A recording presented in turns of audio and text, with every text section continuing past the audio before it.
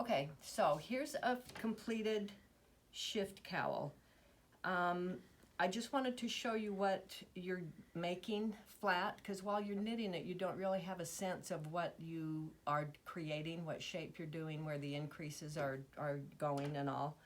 So it looks like home plate when it is finished.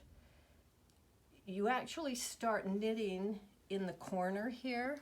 You cast on these stitches right here and you increase out, and then you go straight up this side and keep increasing here, shape this edge, and you finish here. This is the end of the cowl.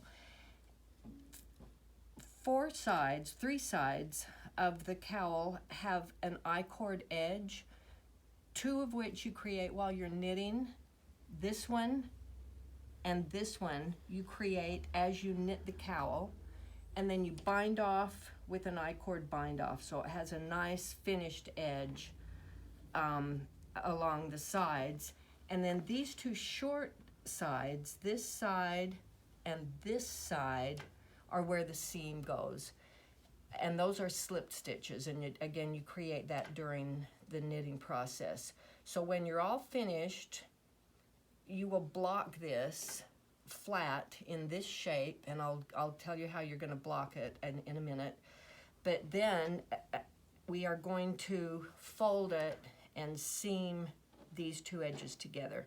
The pattern tells you to leave a tail to seam with, so I want you to do that at the very end at the bind off.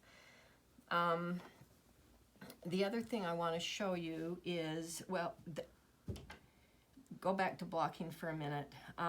The way you block this is you put it in a sink, you get it good and wet, you take it out, you squeeze the water out. Never wring it like that. You want to just squeeze the water and then lay it flat, smooth it out. And I put mine on a towel. The designer tells you not to use a towel, but I disagree with her because I think a towel helps to get it dry. This is a single layer, lightweight yarn. The towel's not going to get that wet. But if it does get wet, you can always change the towel. You can always flip it over. So I put mine on a towel. It dried in less than a day. The other thing I want to show you is how, as you're making the cowl, the pattern that these dots are, how they're arranged. Okay, so you have two different groups of dots. Single stitch dots are these little dots, and then you have double stitch dots, which are these bigger dots. And you make those while you're knitting, and they're always arranged in 5 rows per section.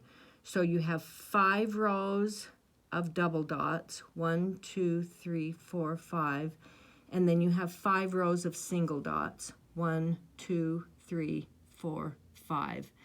So every single section throughout the cowl consists of 5 rows of either single or double dots. The other thing I want you to see on this finished dots is how those dots are arranged. You'll notice they're staggered.